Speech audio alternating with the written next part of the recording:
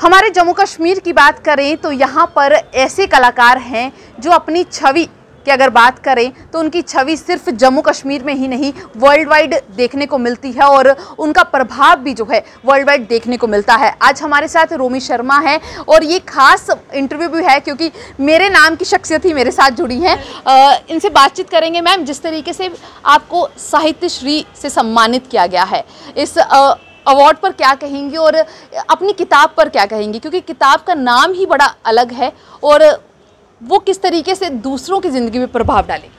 जी देखिए, सबसे पहले तो मैं नमी डोगरी संस्था का शुक्रिया अदा करती हूँ कि उन्होंने मुझे इतने बड़े सम्मान से नवाजा। मेरे लिए बहुत ही फ़ख्र की बात है। जो मेरी किताब है जो आज रिलीज़ हुई है, इसका नाम नहीं अभी अंत नहीं है, जैसे आपने कहा। और ये जो किताब है इसमें 11 कहानियाँ संकलित हैं। ये कहानियाँ आप कह सकते हैं कि समाज के नंगे सच की कहानियाँ हैं। जो भी मेरा लाइफ का एक्सपीरियंस है, जो मैं बचपन से देखती आई, बेसिकली कहानियाँ होती ही समाज से हैं, अपने आसपास से होती हैं। तो जैसे डॉक्टर अग्निशेखर जी ने अंदर कहा था कि धर्म कहानी है, उसका एक अलग डेफिनेशन दी गई है। जो मीडिया दिखाता है वो नहीं है, उससे हटकर है। बेसिकली मैं ये मानती हूँ कि सबसे बड़ा जो धर्म है वो इंसानियत है।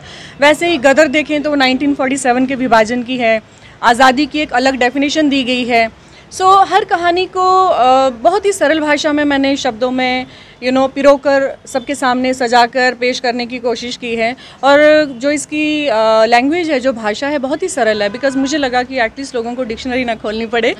और बहुत ही आसान कहानियाँ हैं। मुझे लगता है जब पाठक पढ़ेंगे उन्हें लगेगा कि ये उनकी ही कहानियाँ हैं, ये सिर्फ रोमी शर्मा की कहानियाँ नहीं हैं, ये आप सब की कहानियाँ हैं। मतलब आम जिंदगी से जुड़े हुए, जो हमारी ज़िंदगी में रोज़मर्रा के ज़िंदगी में चीज़ें होती रहती हैं, उनसे जुड़ी हुई या वो किस्से कहानियाँ जो हैं वो किताब में पिरोए। जी, लेकिन मैंने हर कहानी के अंत में एक मैसेज देने की कोशिश की है। वो मैसेज जो हमारे बुज़ुर्गों ने हमें दिए थे, जो हमारी एक्चुअल तरबियत है, जो हमारी तालीम है।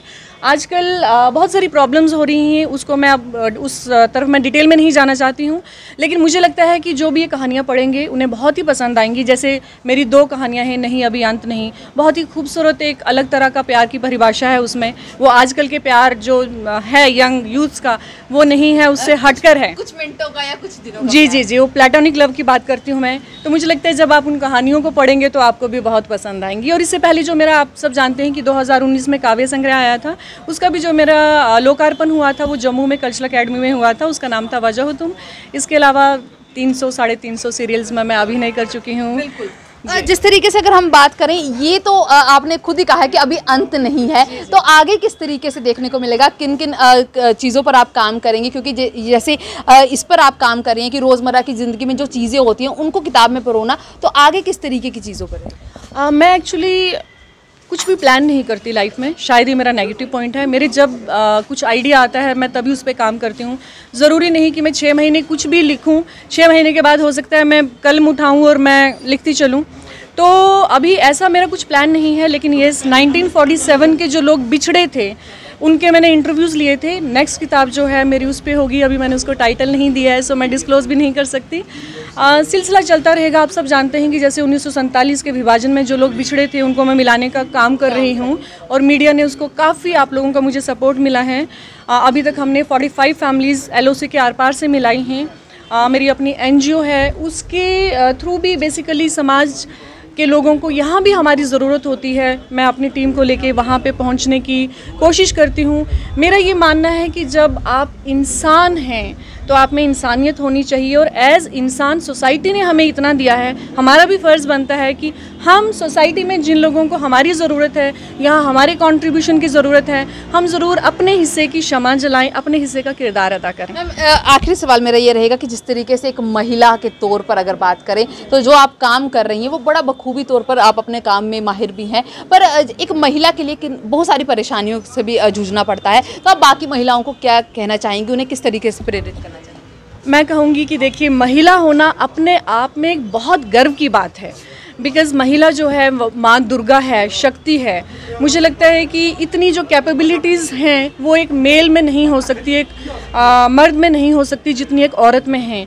सो we all should feel proud. और हमें बहुत कुछ करना है। जो एक महिला है उसके बहुत सारे रूप हैं, माँ है, बहन है, बेटी है, बहुत सारे रिश्तों में हमें वो सारे किरदार निभाते हुए आगे बढ़ना है।